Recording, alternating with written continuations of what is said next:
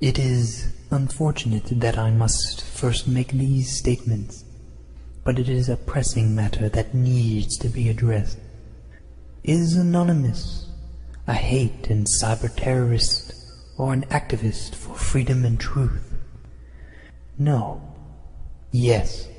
Anonymous beginnings make it difficult to understand the entity.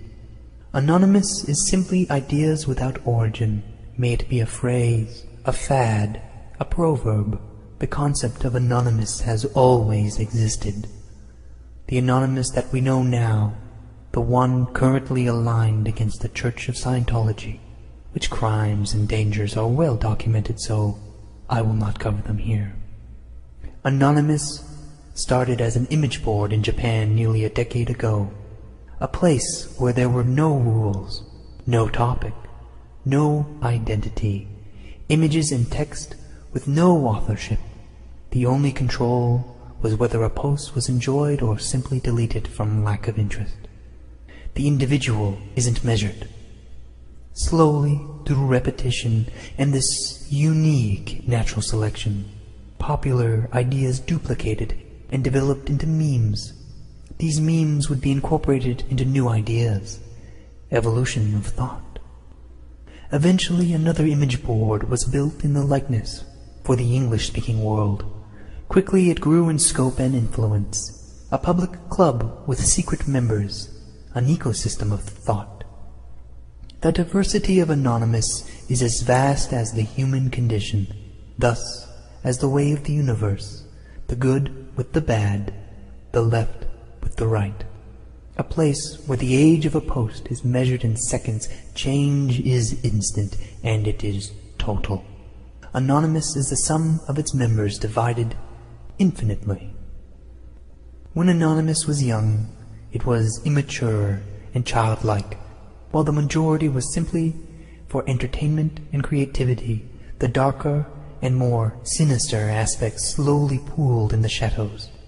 Soon this poison spread, and Anonymous found itself with a choice: either continue to let the natural chaos, or to go against the very purpose of Anonymous. Those who controlled the medium, the servers, made the fateful decision to purge these cruel and disgusting segments. A great war waged for what is nearly an eternity in the time of the Internet. This underbelly broke off and formed their own image boards, where they could do as they wished outside the original.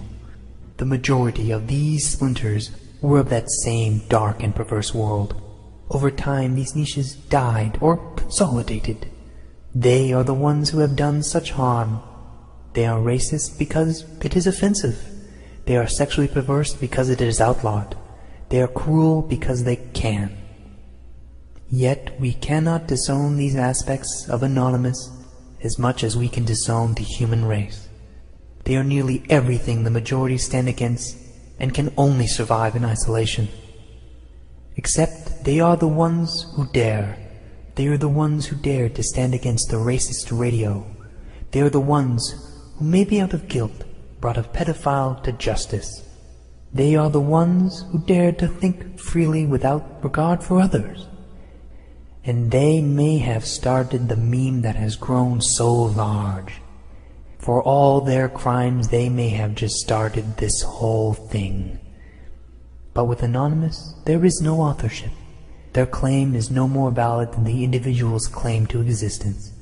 They are simply a spark, but not the fire. Now, the sum of Anonymous has changed even more. Every day, the immaturity and disgust is diluted by the intelligent and the educated, those who are motivated to take up the cause. Anonymous has grown out of the image boards, out of the Internet, and into the world we know, the world in which we live. We have grown and are growing. Every mistake we learn. Every failure we regenerate. Every success we build on. There is no control, no leadership, only influence. The influence of thought. And now it is time that I go, but I will be seeing you on the other side.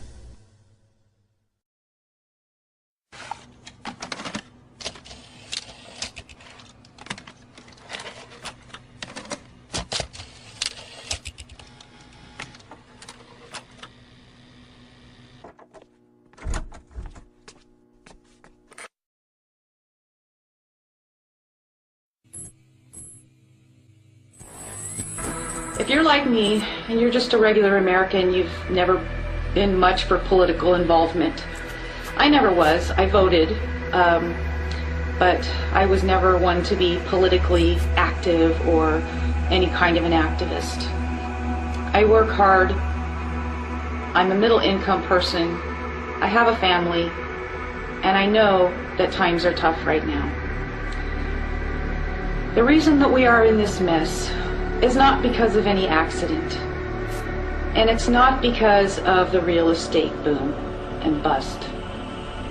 It's because over the last several decades, we have completely lost control of our country. The usury and corruption of the big banks doesn't stop with the big banks. This is perpetrated by a global banking cartel that basically owns and controls our government leaders. Both Republicans and Democrats alike are now completely corrupted.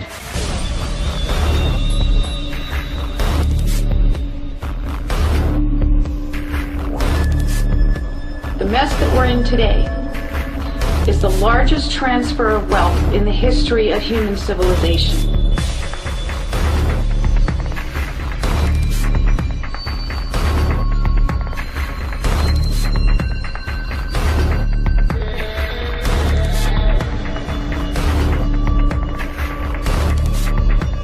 We, the American people, need to take swift, immediate, and drastic action.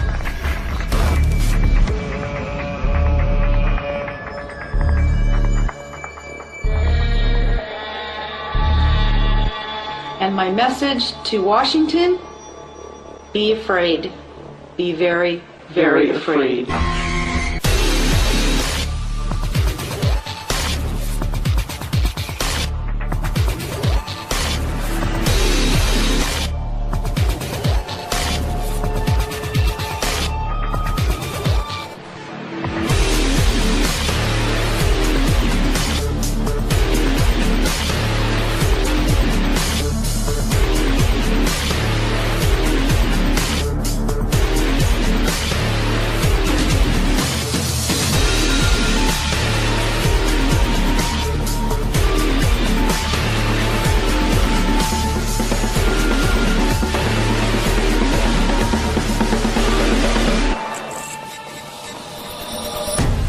Civil disobedience is an extraordinary tactic. What you're saying is, I'm going to break this law on purpose because I have a great respect for the law.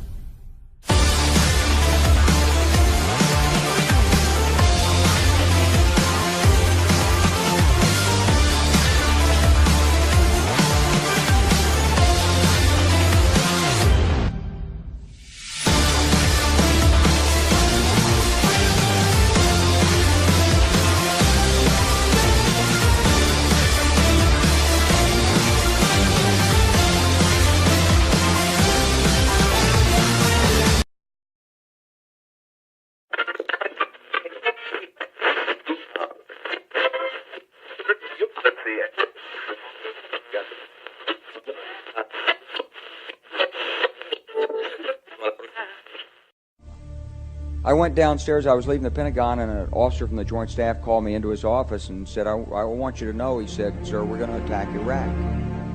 And I said, why? He said, we don't know. He said, I said, well, did they tie Saddam to 9/11? He said, no. He said, but I guess they don't know what to do about terrorism, and so they think, but they can attack states, and they want to look strong, and so I guess they think if they take down a state, it will intimidate the terrorists. And you know, it's like that old saying he said, if the only tool you have is a hammer, then every problem has to be a nail. Well, I walked out of there pretty upset, and then we attacked Afghanistan. I was pretty happy about that. We should have. And then I came back to the Pentagon about 6 weeks later. I saw the same officer. I said, why haven't we attacked Iraq? We still going to attack Iraq? He said, oh, sir. He says, it's worse than that. He said, he pulled up a piece of paper off his desk. He said, I just got this memo from the Secretary of Defense's office. It says we're going to attack and destroy the governments in 7 countries in 5 years. We're going to start with Iraq, and then we're going to move to Syria, Lebanon, Libya, Somalia, Sudan, and Iran. They wanted us to destabilize the Middle East, turn it upside down, make it under our control. Far too long now, and the rest of Congress, including the executive branch of government, along with the judicial and legislative, have turned your back on the American people and their core values and principles. I can say with great confidence and speak on behalf of all Americans that your actions against this country are treasonous. All of you, against the will of the American people, have aided and abetted the enemy. You and the rest of Congress, including the President of the United States, have went against the will of your people. In Syria, regardless of your position and vote, whether it is a yes or no, is still a political smokescreen. I believe wholeheartedly you do not care about the will and well-being of the America or its people. You lied to the American people about the chemical attacks in Syria. The American people know that it was our government that is most likely responsible. There is strong evidence, including video, that these attacks were carried out by Al-Qaeda, and you advocate starting a war, even maybe world war. President Barack Hussein Obama has been supporting terrorism. The United States has been funding and aiding its organizations, including the Muslim Brotherhood and Al-Qaeda, for many years now. The same enemy we're supposed to be defeating on the battlefield. At least one country in this world stood up against this government terrorism that you guys support in Egypt. The people of Egypt throughout Mohammed Morsi, which Obama supported as well, as countless Christians have lost their lives under evil people such as this. You swore an oath to protect us and protect from all enemies, both foreign and domestic. The simple irony is the domestic enemy now in this country is the people and government of the United States. And McCain and you and the rest of our leaders are accountable for their actions. It's too bad someone like me is not in office to hold you accountable, because if I was in a position of power or authority, I would have you all arrested and tried for treason against my country under the grounds of 18 U.S.C. 2381 treason U.S. Code.